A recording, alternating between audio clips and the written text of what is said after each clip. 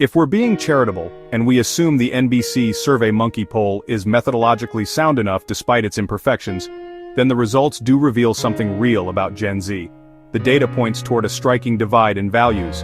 Young men, especially those aligned with Trump, are placing marriage and children high on their list of success markers, while young women, especially those aligned with Harris, are ranking these milestones much lower.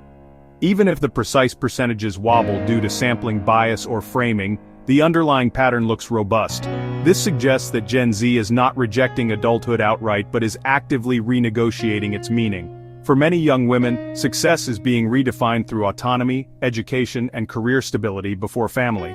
For some men, success still rests on traditional pillars like marriage and children, which they may view as anchors of identity in uncertain times. Politics isn't just shaping votes, it's shaping life visions. The charitable interpretation then is that Gen Z is not apathetic or lost. They're engaged in a generational debate about what matters most. These results reflect both the turbulence of transition and the energy of invention. To see this more clearly, let's invite 12 thinkers, some living, some long gone, to weigh in. Each offers a lens on what this poll reveals, and together they help us grasp the deeper stakes. Durkheim would step forward first. He'd tell us that what we're witnessing in the poll is a transformation in collective representations, the symbolic frameworks that societies use to define meaning. For centuries, marriage and children stood as near-universal markers of success, binding individuals to the moral order of the community. When large swaths of young women now place those markers at the bottom of their lists, Durkheim would see a weakening of the old collective conscience. And he would warn us of anomie, a condition where social norms break down and individuals drift without clear guidance. To him, the gender divide isn't just a quirky generational preference, it's a symptom of a deeper fragmentation of values. The poll reveals not just diversity of choice but the risk that society may lose its shared sense of purpose. Weber would interpret the poll differently. He'd argue that what we're seeing is rationalization at work, the way life goals are reframed within broader cultural systems. Trump-aligned men, in Weber's view, are treating marriage and children as rational markers of stability and order, rooted in religious or ideological traditions. Harris-aligned women, meanwhile, rationalize success through self-development and autonomy, reflecting a different cultural logic. For Weber, no choice is neutral. Every ranking in that poll is tethered to an underlying worldview. The real story isn't whether Gen Z values family less or more, it's that their visions of success are being organized by competing ideological structures. What looks like individual preference is actually the clash of cultural rationalities. Marx would sweep aside talk of values and insist the truth lies in material conditions. He'd argue that whether young people prioritize family or not is shaped by their economic reality. Marriage and children are expensive. For those with relative stability, traditional markers remain accessible. For those in precarious jobs, saddled with debt or priced out of housing, they are deferred or devalued. He'd say the poll disguises class conflict as cultural difference. To Marx, young men clinging to family ideals and young women turning away from them are both responding to capitalism's uneven distribution of life chances. The divide is real, but its root cause is economic alienation, not simply ideology. De Beauvoir would see Gen Z women's answers as a profound act of liberation. By placing marriage and children at the bottom of their success ladder, they are refusing to be defined by roles historically imposed on them. For centuries, womanhood was equated with motherhood. The poll suggests that many young women no longer accept that as destiny. But she would add a note of caution. Liberation in theory does not always translate into liberation in practice. Structural inequalities, unpaid labor, and persistent social expectations still shape women's lives. To her, the poll shows progress, but also the unfinished business of emancipation. Women are moving beyond patriarchal definitions of success, yet the conditions of full freedom remain elusive.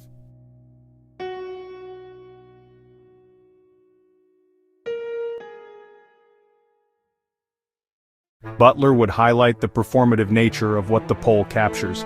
She'd argue that young people are not simply reporting inner truths about marriage and children, they are performing gender through their answers.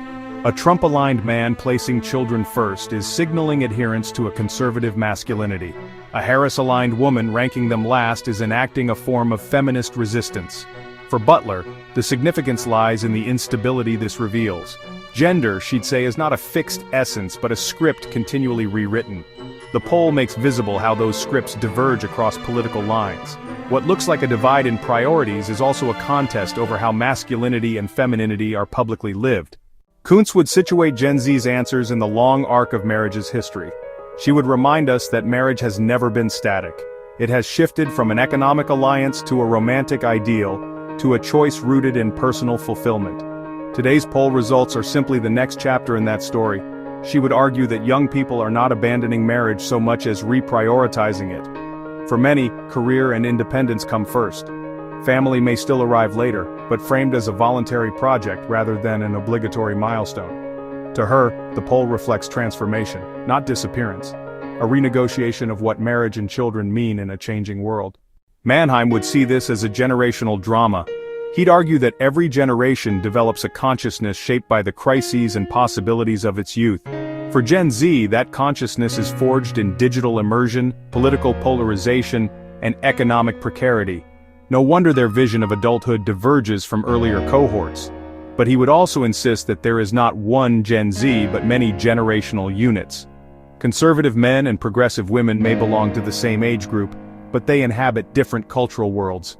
The poll doesn't show one unified generational voice, it shows fragmentation, a normal but profound process of generational differentiation.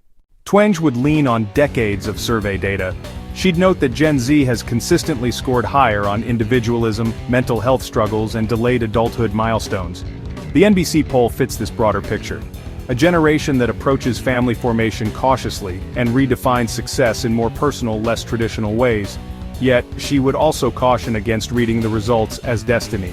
Some of what we're seeing may be cohort effects unique to Gen Z, but some may be life stage effects. Every generation of young adults tends to deprioritize family in their 20s, only to return to it later. Twenge would remind us that these results capture a moment, not the endpoint of a life trajectory. Murray would see the poll as confirmation of cultural divergence. He has long argued that family structures are splitting apart by class and culture. In his eyes, Gen Z's responses reveal a widening bifurcation. Some subgroups clinging to traditional family norms, others moving rapidly away. He would frame this as a warning. Stable families, he'd argue, are the bedrock of social order. If half a generation devalues marriage and children, society risks deepening inequality and social breakdown. For Murray, the poll isn't just descriptive data, it's a red flag about America's cultural future. West would interpret the poll not as decline but as despair. If young people, especially women, deprioritize children, perhaps it is because they no longer see a just or hopeful society to bring them into. To him, the poll reflects moral injury, not moral apathy. He would call for a revival of solidarity, love, and justice. The divide in values is not just about gender or politics, it is about alienation in a system that breeds inequality and disconnection. For West, the poll is less a curiosity and more a cry for moral renewal. Buss would approach the data through evolutionary psychology. He'd argue that men and women have always had different reproductive strategies and that these persist even in modern contexts. Men prioritizing children may reflect a drive for legacy, while women delaying family reflects a rational adjustment to economic independence and risk. Yet he would stress that biology is not destiny. Cultural, political, and technological forces reshape these strategies. The poll shows ancient mating logics playing out in modern political costumes. For Buss, it is an intersection of evolved preferences and shifting cultural landscapes. Inglehart would place the poll in a global frame.